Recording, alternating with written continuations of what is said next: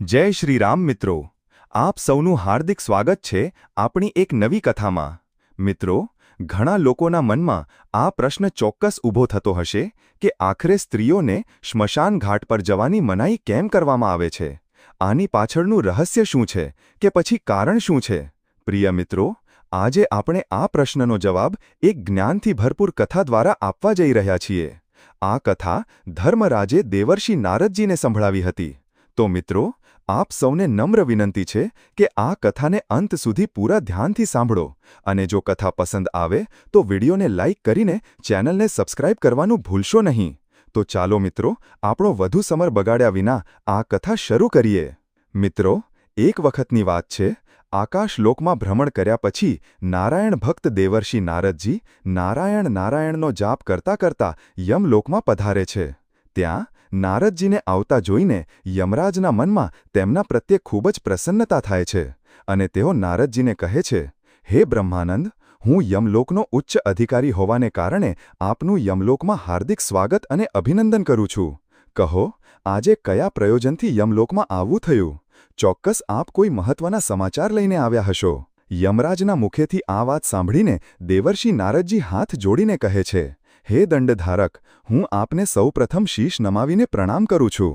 આજે હું આપની પાસે કોઈ સમાચાર લઈને નથી આવ્યો, પરંતુ હું તો આપની પાસે મારી એક શંકા લઈને આવ્યો છું, જેનું નિવારણ ફક્ત આપ જ કરી શકો છો. કૃપા કરીને મારી આ શંકાનું નિવારણ કરો અને મારા આ વ્યાકુળ મનને શાંત કરો. ત્યારે ધર્મરાજ હળવી મુસ્કાન સાથે બોલે છે, હે બ્રહ્માનંદન, આપના મનમાં જે પણ પ્રશ્ન હોય આપ નિસંકોચ પૂછો. હું ચોક્કસ આપની શંકાનું સમાધાન કરીશ. પછી દેવર્ષિ નારદજી કહે છે, હે સૂર્યતનય ધર્મરાજ, મારો પહેલો પ્રશ્ન એ છે કે માણસ ગરીબીમાંથી કેવી રીતે મુક્તિ મેળવી શકે છે? અને મારો બીજો પ્રશ્ન એ છે કે કયા કારણે સ્ત્રીઓનું સ્મશાન ઘાટ જવું વર્જિત છે?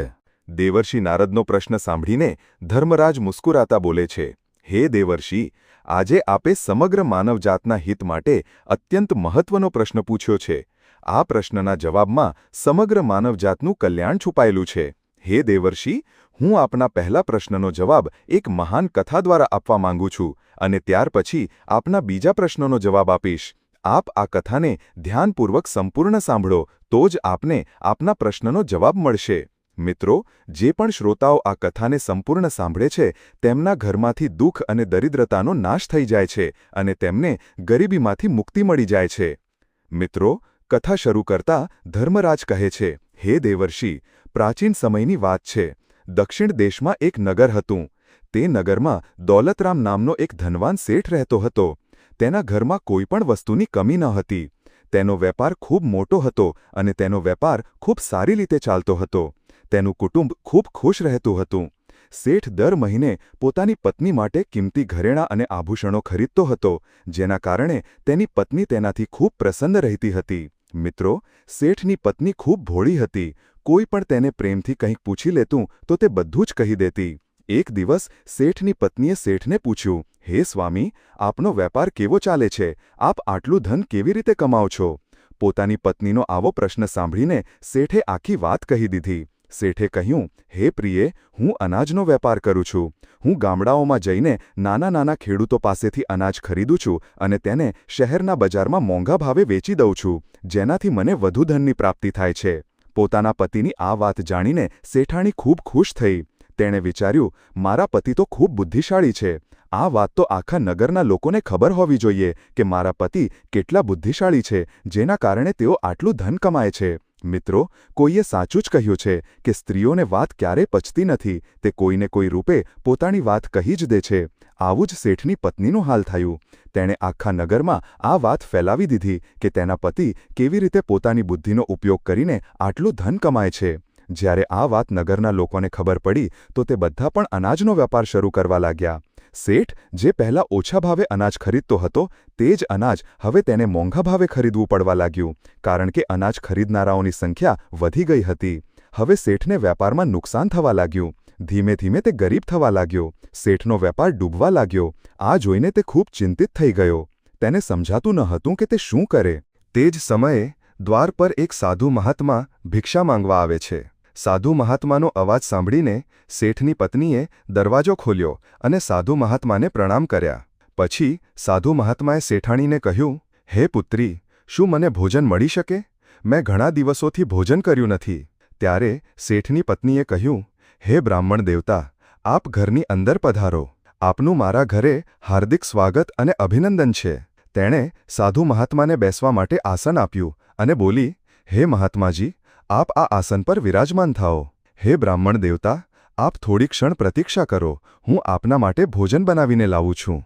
મિત્રો, થોડીવાર પછી તેણે સાધુ મહાત્મા માટે નાના નાના વ્યંજનો બનાવીને લાવ્યા અને સાધુ મહાત્માને ખાવા માટે આપ્યા. સાધુ મહાત્માએ ભોજન કર્યું અને પછી આરામ કરવા લાગ્યા. ત્યાં જ શેઠજી ત્યાં આવી પહોંચ્યા અને તેમણે સાધુ મહાત્માને પ્રણામ કર્યા અને શાંત ભાવે તેમની નજીક બેસી ગયા.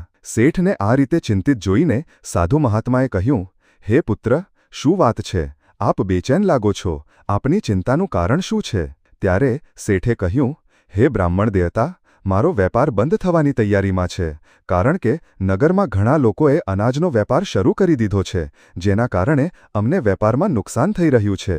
આથી હું આટલો ચિંતિત છું. શેઠની વાત સાંભળીને સંન્યાસી મહાત્માએ એક લાંબો શ્વાસ લીધો અને શેઠને પૂછ્યું, બેટા, શું તમે કોઈને કહ્યું હતું કે તમે કેવી રીતે ધન કમાવો છો?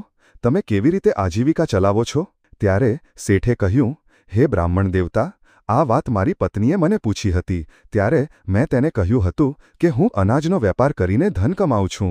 શેઠની વાત સાંભળીને સંન્યાસી મહાત્મા આખી વાત સમજી ગયા અને શેઠને બોલ્યા, બેટા, તમે જીવનમાં ખૂબ મોટી ભૂલ કરી દીધી છે. તમારે આ વાત કોઈને પણ ન કહેવી જોઈએ, ભલે તે તમારી પત્ની જ કેમ ન હોય. મિત્રો, આગળ સંન્યાસી મહાત્મા કહે છે, હે પુત્ર, આજે હું તમને એક કથા સંભળાવું છું. આ કથા દ્વારા હું તમને સમજાવીશ કે ભલે ગમે તેટલા નજીકના સંબંધીઓ હોય, તેમને આ 3 બાબતો ક્યારેય ન કહેવી જોઈએ. જો તમે આ 3 બાબતોનું પાલન કરશો તો ગરીબી તમારી આસપાસ પણ નહીં ભટકે. પ્રિય મિત્રો, કથા સંભળાવતા સંન્યાસી મહાત્મા શેઠને કહે છે, હે પુત્ર, પ્રાચીન કાળની વાત છે. એક નગરમાં એક ગરીબ માણસ રહેતો હતો. તે એટલો ગરીબ હતો કે પોતાના કુટુંબ માટે યોગ્ય રીતે ભોજન પણ નહોતું એકઠું કરી શકતો. મિત્રો, કહેવાય છે ને કે ગરીબી માણસ માટે શાપ સમાન હોય છે. ધન વિના કુટુંબ ચલાવવું ખૂબ મુશ્કેલ કામ હોય છે.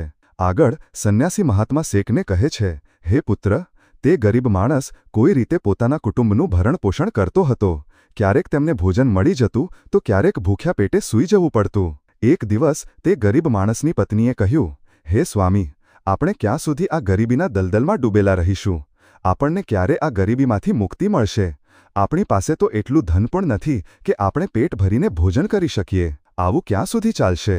પછી તેણે પોતાના પતિને કહ્યું, હે પતિદેવ, આપ ધન કમાવા માટે શહેર જાઓ. મિત્રો, પત્નીના વારંવાર કહેવાથી તે ગરીબ માણસ ધન કમાવાના હેતુથી શહેર તરફ નીકળી પડ્યો. તે જંગલના રસ્તે શહેર તરફ જવા લાગ્યો. ચાલતા ચાલતા તે એક જંગલમાં પહોંચી ગયો. ખૂબ લાંબી મુસાફરી કરવાને કારણે તે ખૂબ થાકી ગયો હતો અને તેને ખૂબ તરસ પણ લાગી હતી. તે જંગલમાં નદીની શોધ કરવા લાગ્યો. ત્યાં જ તેને એક નદી દેખાઈ. તે નદી પાસે ગયો અને પેટ ભરીને પાણી પીધું અને પછી ફરીથી પોતાના ગંતવ્ય સ્થાન તરફ ચાલવા લાગ્યો. ચાલતા ચાલતા તે જંગલની વચ્ચે પહોંચી ગયો. ત્યાં જ તેને એક વિશાળ વડનું ઝાડ દેખાયું, જે પોતાની આસપાસ એક દિવ્ય આભા ફેલાવી રહ્યું હતું. તેની ડાળીઓ એવી હતી કે જાણે આકાશને સ્પર્શી રહી હોય અને તેના મૂળ ધરતીને ઊંડાણથી બાંધી રાખતા હતા. તે ઝાડની આસપાસ એક શાંત વાતાવરણ હતું અને ઠંડી ઠંડી હવા ફરી રહી હતી. તે ગરીબ માણસ તે ઝાડ નીચે બેસીને આરામ કરવા લાગ્યો.